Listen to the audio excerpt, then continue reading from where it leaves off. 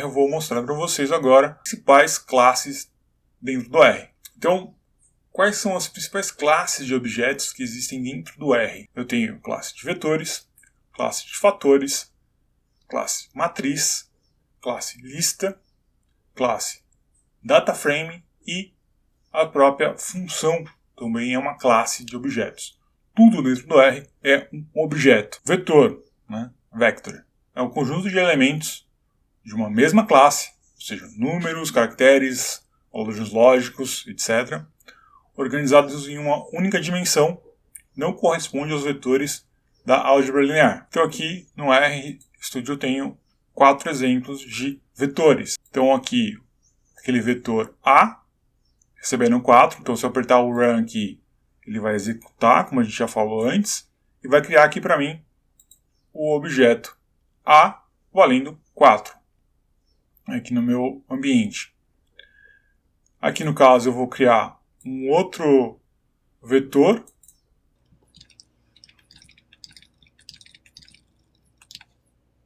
Aqui eu vou criar um outro vetor, nesse caso um vetor chamado animal. Para isso eu tenho aqui o símbolo de atribuição, do mesmo jeito. E aqui eu vou usar uma função, esse Czinho é uma função de concatenação, ou seja, de juntar várias coisas. E aqui eu vou colocar cachorro, vírgula, gato, vírgula, mosquito. Vou colocar aqui, run, e vejam que aqui ele rodou, que exatamente eu coloquei em cima, criou um objeto chamado animal, e esse objeto chamado animal possui o valor cachorro, gato e mosquito. Eu posso criar também um vetor peso com esses números aqui. Fazendo da mesma maneira que eu fiz aqui para animal, eu posso colocar os pesos desses animais. Então eu coloco aqui na frente e run. Mesma coisa. Eu posso colocar um vetor de valores lógicos, como true, true e false. A gente vai ver isso mais para frente, o que são esses valores, mas a maneira de criar é a mesma. Tá? True e false são duas palavras-chave dentro do R. Tem significados diferentes, então por isso eu não preciso colocar aspas aqui. Mas basicamente coloco aqui, dou run e de novo criou um vetor com 3 valores. Um vetor imagina como uma sequência de coisas do mesmo tipo. Fatores.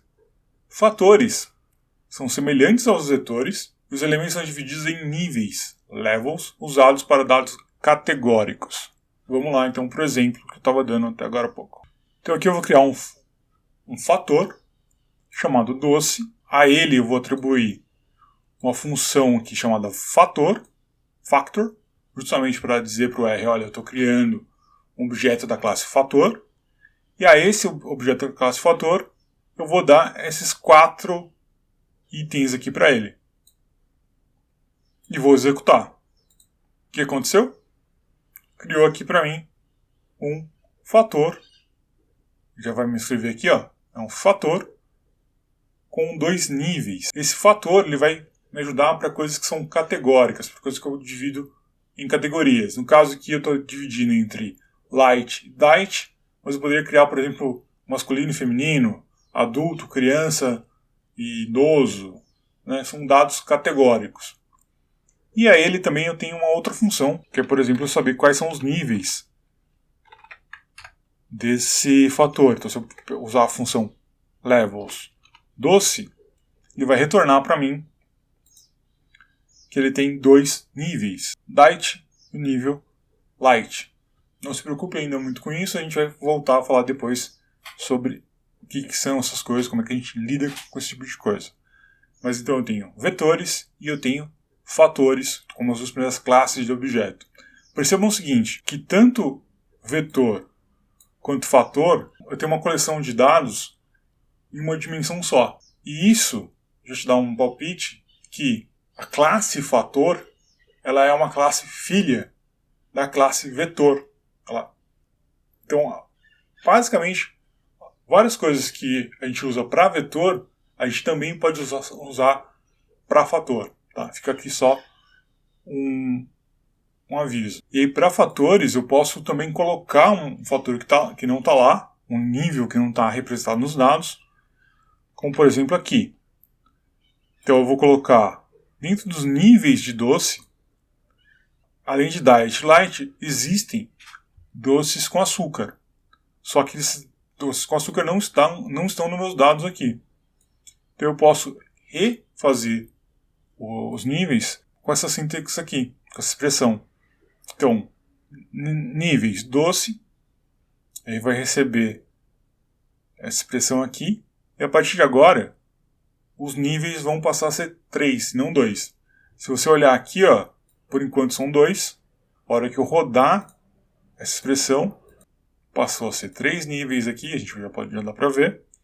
E se eu pedir para ver esse fator, né, se eu digitar aqui o nome desse objeto, e pedir para rodar, vai aparecer, olha, a minha coleção aqui de doce tem um doce light, outro doce light, 2 doces diets, mas existem 3 níveis, um diet, um light e um com açúcar. Classe matrix com X. Tá? A matriz é um vetor com 2 atributos adicionais, número de linhas e número de colunas. Corresponde à matriz da álgebra linear. Tá? Então aqui a gente está falando de uma matriz da mesma maneira que a gente aprende lá matriz, determinantes e tudo mais em álgebra. Nesse caso, olha só, é um vetor com 2 atributos adicionais, ou seja, a classe matriz ela herda coisas da classe vetor. Tá? Ela tem uma herança aqui. E como é que eu crio uma matriz, por exemplo, uma matriz 2 por 3, né? Tem 2 linhas e 3 colunas. Então aqui eu tenho 2 maneiras de criar essa matriz. Uma delas aqui é colocando o nome da matriz, sinal de atribuição, uma função aqui que vai criar a matriz, né? E aí, dentro dessa função, como primeiro argumento, eu vou passar os valores que vão dentro dessa matriz. Depois eu vou dar para ela o número de linhas, com esse outro argumento, e o número de colunas dessa mesma matriz. Se eu rodar aqui, pronto, matriz, e aqui ele vai me dizer, ele separa aqui dados de valores, mas isso é coisa do RStudio. Ele vai me dizer, olha, a matriz A tem essa coleção de números aqui. Se eu quiser ver essa matriz, é só digitar, então, A, pode ser aqui, posso digitar aqui A, pedir para rodar, está aqui a matriz, 1, 5, 6, 4, 3 e 7. Também posso criar essa matriz dizendo apenas o número de linhas que eu quero. Olha só, é a mesma sintaxe até aqui. Eu vou dizer, olha, eu quero com 2 linhas. O R já vai saber que são 6 valores, 2 linhas, então tem que ser 3 colunas. Ele vai criar a mesma matriz em cima, novamente. Se eu quiser ver de novo, é só clicar no A. Olha só, é a mesma matriz dos dois lados. Lembra que eu falei da coisa dos argumentos poderem andar dentro da função? Olha o que acontece se eu, por exemplo, usar essa mesma função aqui e apagar o nome desses dois argumentos, anyRow e anyCode. Apaguei o nome dela. Vou colocar aqui. Vamos ver como é que ficou. Ficou exatamente do mesmo jeito. Porque a função espera que logo depois dos valores, que esse primeiro valor seja o número de linhas e depois o número de colunas. O que acontece se eu inverter isso? Olha só. 3 e 2. Eu peço para rodar aqui do mesmo jeito. Vejam que eu fiz uma matriz transposta. Né? Eu inverti a matriz, criei uma matriz diferente daquela que estava lá. Agora, se eu copiar esse argumento aqui e colocar o nome dele aqui, depois chamar anyRow para o terceiro argumento, o que eu fiz aqui, eu troquei a posição desses dois argumentos para cá e vou criar de novo a matriz. Vejam que nesse caso, essa matriz aqui ficou idêntica a essa daqui. Então era isso que eu estava querendo mostrar lá atrás, quando eu falei que a gente podia passar tanto por posição quanto por nome os argumentos dentro de uma função. Uma lista é uma outra classe e ela é uma coleção de objetos de diferentes classes que podem conter inclusive outras listas. Uma lista é talvez a classe mais genérica que tem dentro do R, porque qualquer coisa pode ser colocada dentro de uma lista, inclusive outras listas. É como se eu tivesse um varal e eu fosse pendurando nesse varal o que eu quisesse pendurar ali. Então aqui eu vou me aproveitar das coisas que eu já criei nessa sessão. Então aqui eu vou criar uma lista com o nome lista qualquer. A ela eu vou atribuir com a função chamada função list. O primeiro argumento vai ser esse fator aqui que a gente criou aqui em cima, de doce. E o segundo argumento, A, é a matriz que a gente acabou de criar. Então, na hora que eu clico aqui, rodo, criou a lista. Você vai ver que vai aparecer aqui para mim lista qualquer, o nome da lista. E ela é uma lista com 2 itens dentro dela. Agora, se eu pedir para ver dentro dela, lista qualquer, vejam que apareceu, em primeiro lugar, o fator, né, o fator doce, que a gente acabou de criar.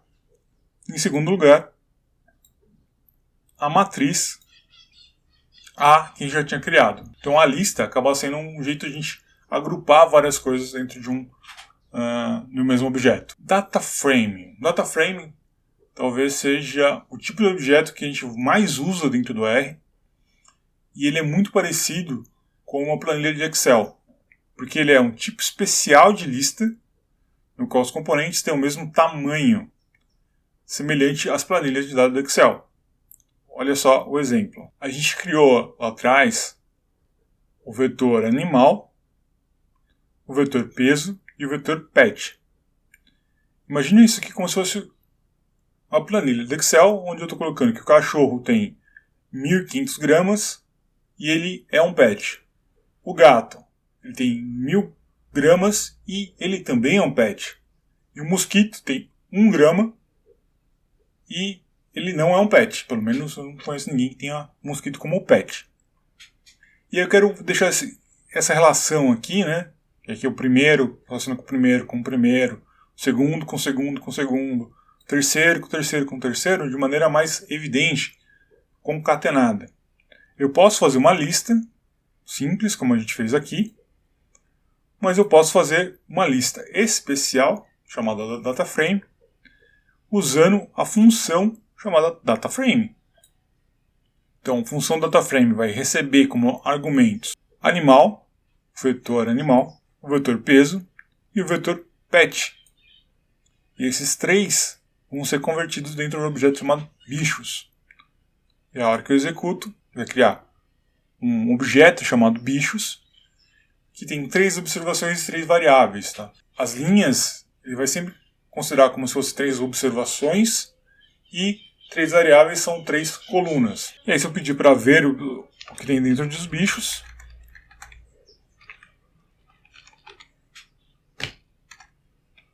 ele vai me mostrar